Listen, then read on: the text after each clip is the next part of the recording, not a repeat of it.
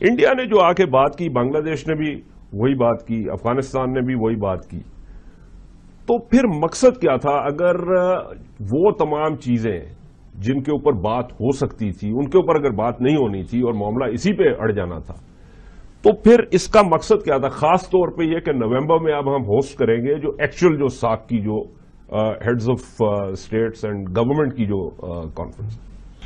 جہاں تک تعلق ہے کہ کیوں نہیں بات ہوئی، نکلنا کیا تھا، دیکھیے مجھے اب ایک بنیادی مسئلہ نظر آ رہا ہے پاکستان اور انڈیا کے تعلق میں. وہ یہ ہے کہ پہلی دفعہ ایسا ہوا ہے 70 سال کی تاریخ میں کہ پاکستان اور انڈیا کا ڈفرینشیل اتنا بڑھتا جا رہا ہے کہ انڈیا کے لیے اب پاکستان کا تعلق کمپلشن نہیں رہا.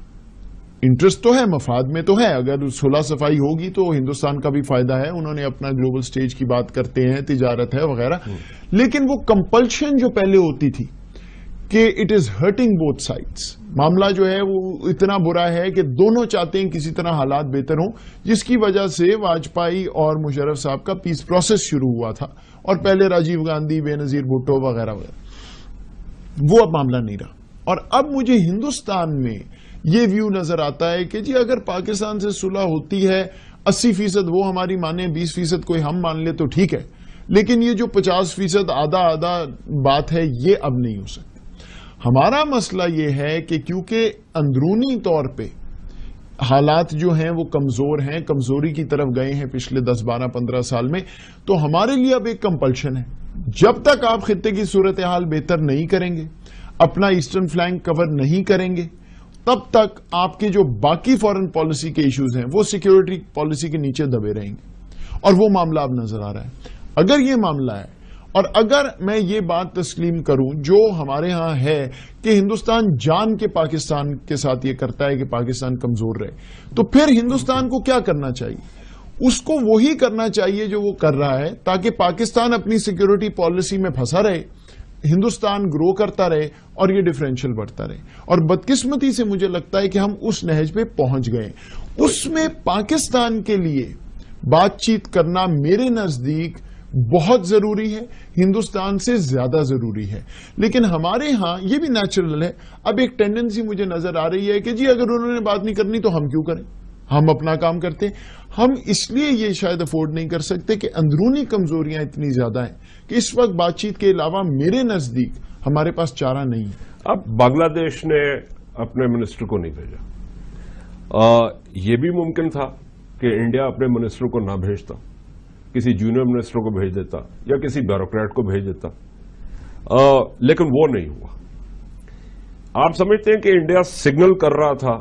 اور اس وقت ہندوستان کا ایک جو ان کے پرسپیکٹو میں ان کا ایڈوانٹیج ہے وہ یہ ہے کہ بدقسمتی سے بنگلہ دیش، افغانستان، وہ خود تمام نیبرز، ایران بھی کسی حد تک، وہ ایک ہی صفحے پہ ہیں جہاں بات آتی ہے پاکستان کی خارجہ پالیسی، سیکیورٹی پالیسی کی، چاہے وہ صحیح ہوں یا غلط ہوں. عمومی طور پہ اس وقت جو نیریٹو ہے وہ پاکستان کے خلاف جا رہا ہے، اور جب وہ خلاف جا رہا ہے تو ظاہری بات ہے گینگ اپ سی سچویشن ہے، اس میں وہ فائدہ اٹھائیں گے جس طرح ان کو اٹھانا چاہیے. وہاں پہ میرے نزدیک یہ ضروری ہے کہ آپ آلٹرنیٹو نیریٹو لائیں اور ان چیزوں کی بات کریں جن پہ اتنی لان تان نہیں ہوگی. چین جو ہے وہ ہمارا حلیف ہے. چین ہمارے لیے ابھی این ایس ٹی والا بھی جو معاملہ ہوا ہے، چین نے بہت مدد کی ہماری، ڈائریکٹلی بھی انڈائریکٹلی بھی. لیکن چین بھی ہمیں دو باتیں بتا رہا ہے. ایک تو یہ کہ چین یہ نہیں چاہتا کہ امریکہ کا جو رول ہے وہ بالکل ختم ہو جائے. دوسرا، چین یہ چاہ رہا ہے کہ ہمارے تعلقات جو ہے وہ انڈیا کے ساتھ وہ بہتر ہو. امریکہ نے اپنا وزن جو ہے وہ انڈیا کے پیچھے ڈال دیا ہے.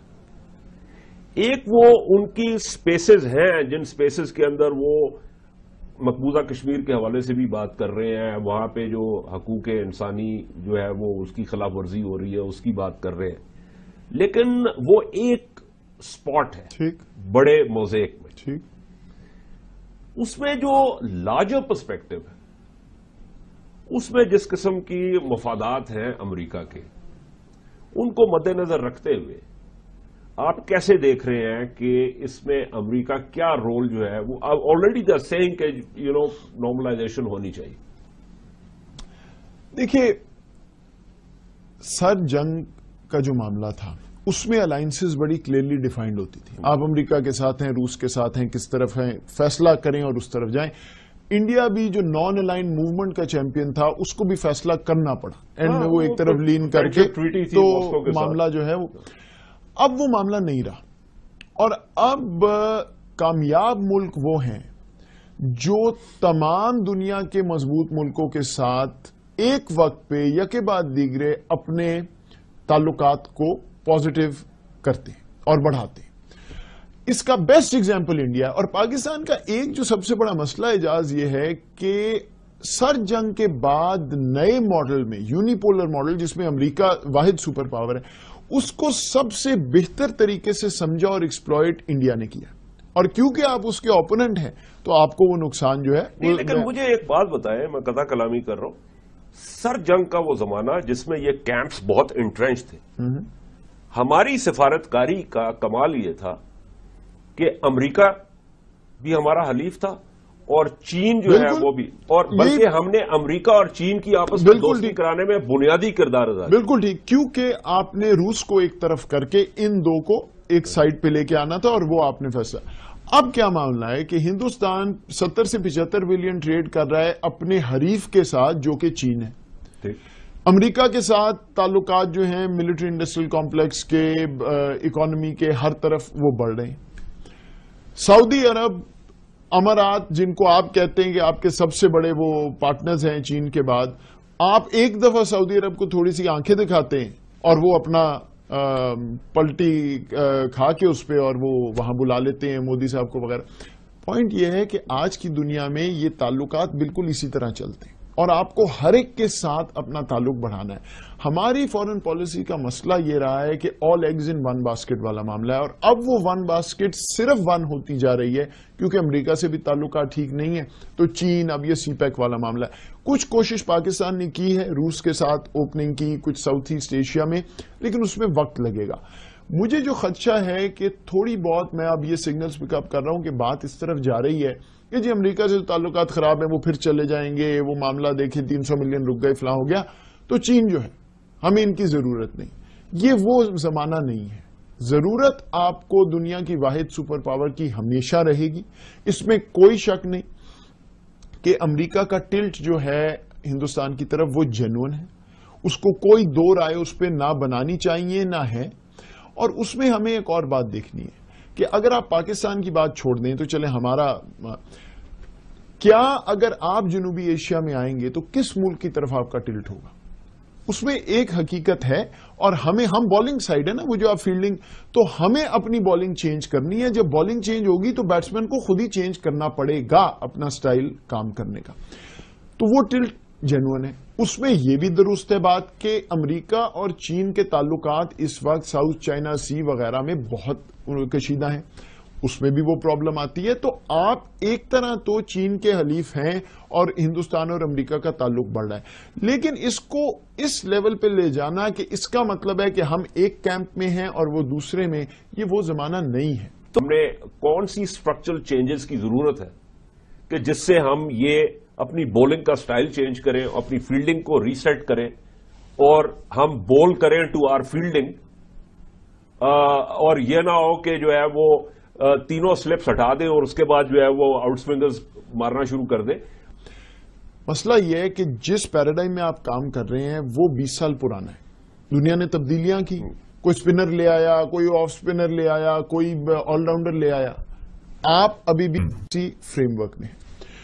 اس فریم ورک کے اندر آپ نے کئی چیزیں بہت اچھی بھی کی ہیں. اس فریم ورک میں رہتے ہوئے آپ نے سی پیک کا معاملہ کیا ہے جو کہ ایک گیم چینجر ہے اگر صحیح طرح چلا. اسی فریم ورک میں رہتے ہوئے آپ نے روس سے کچھ اوپننگ کی کوشش کی. اسی فریم ورک میں رہتے ہوئے آپ نے امریکہ سے 15 سال تعلق چلایا ہے باوجود اس کے کہ معاملات جو ہیں وہ ٹھیک نہیں تھے. ایکسپلینیشن یہ ہے کہ آپ کا جو گول ہے ریاست کا, صحیح غلط اس کو ایک طرف کر دیجئے, وہی بہتر پورا ہوگا جیو اکنامکس کو سامنے رکھ کے. اگر آپ ہندوستان سے تجارت نہیں کرنا چاہتے, کشمیر کا معاملہ چلے ٹھیک ایک سائڈ پہ رکھ دیں ایک سیکنڈ کے لیے, آپ اوور لینڈ روٹ کی بات کریں ٹھیک. اگر فرض کریں, میں نہیں کہتا کل ہونا, میں آپ کو ایک تھیوریٹیکل ایگزامپل دے رہا ہوں کہ اگر آپ اوور لینڈ روٹ دے دیں, اگر آپ انرجی پروجیکٹس اپنی سرحد سے انڈیا میں جانے دیں، آپ کی سیکیورٹی لیوریج انڈیا پہ بڑھ جائے گی، جو آپ کی آج ہے اس سے بہت زیادہ ہو جائے گی، اور جو چابہار اور وہ دلارام اسی دن زرانج وفات روڈ کا پائیں جو گے معاملہ اور ہے، ان کے قلعوں پہ آپ اگلے دن انوائٹڈ ہوں گے۔ ہاں، لیکن مسئلہ یہ ہے کہ وہ ہم اس کو ٹیم سلیکشن کا معاملہ ہے۔